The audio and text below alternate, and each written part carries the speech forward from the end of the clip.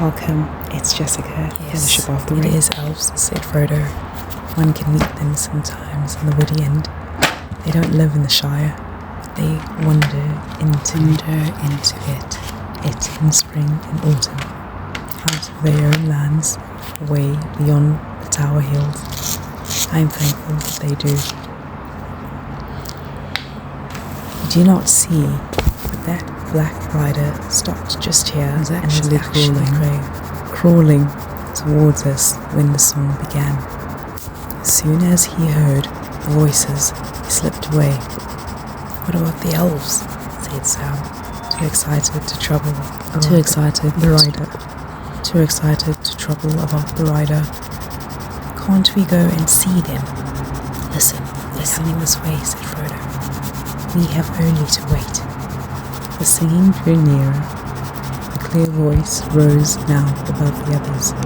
It was singing in the fair elven tongue, of which Frodo knew only a little, and the others knew nothing. Yet the sound, blending in the melody, seemed to shape itself in their thoughts into words which they only partly understood. This was the song as Frodo heard it. "Snow White, oh lady clear, O queen beyond the western seas, O light to us that wander here amid the world of woven trees. Gilthorniel, O Elbereth, clear are thy eyes and bright thy breath. Snow White, we sing to thee, far land beyond the sea. Our stars are in the sunless year, with singing hand, shining hand was shown. In windy fields now bright and clear, we see your silver blossom bloom. O Elbereth, Gilthornia, we still remember her. We still remember, we who dwell in this far land beneath the trees. Thy starlight on the western seas." This chapter has a lot of singing. I hope you've enjoyed it. Anyway, the song ended. "These are high elves. They spoke the name of Elbereth," said Frodo in amazement. Few of what fairest folk are ever seen in the Shire. Not many now remain in the Middle Earth, east of the Great Sea. This is indeed a strange chance." The hobbits sat in the shadow by the wayside before the long elves came down the lane towards the valley. They passed slowly, and the hobbits could see the starlight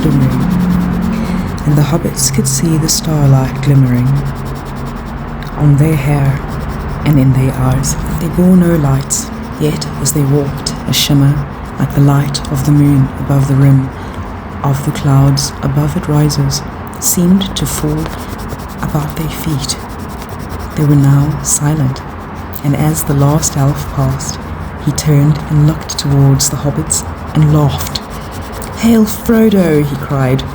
"You are abroad late, or are you perhaps lost?" Then he called aloud to the others, and all the company stopped and gathered round. "This is indeed wonderful," they said. "3 hobbits in a wood at night. We have not seen such a thing since Bilbo went away. What is the meaning of it? Wood at night. We have not seen such a thing since Bilbo went away. What is the meaning of it?" "The meaning of it, fair people," said Frodo, "is simply that we seem to be going the same way as you are. I like walking under the stars, but I would welcome your company. But we have no need for other company, and hobbits are so dull. They laughed. And now, do you know that we... and how do you know that we go the same way as you? For you do not know whither we are going. And how do you know my name? Asked Frodo in return. We know many things, they said. We have seen you often before with Bilbo, though you may not have seen us. Who are you, and who is your lord? Asked Frodo. I am Gildor, answered the leader, the elf who had first hailed him. Gildor Inglorian of the house of Finrod. We are exiles, and most of our kindred have long ago departed, and we too are now only tarrying here for a while. Ere we return over the great sea, but some of our kinsfolk dwell still in peace in Rivendell. Come now, Frodo, tell us what we're doing, Frodo. We see that there is some shadow of fear upon you. Oh, wise people, interrupted Pippin eagerly. Tell us about the Black Riders. Black Riders, they said in low voices. Why do you ask about Black Riders? Because 2 Black Riders have overtaken us today, or one has done so twice, said Pippin. Only a little while ago he slipped away as you drew near. The elves did not answer at once, but spoke together softly in their own tongue. At length Gildor returned to the hobbits. We will not speak of this here, he said. We think you had best come with us now. It is our custom, but for this time we will take you on our road, and you shall lodge with us tonight, if you will. Oh, fair folk, this is good fortune beyond my hope, said Pippin. Sam was speechless.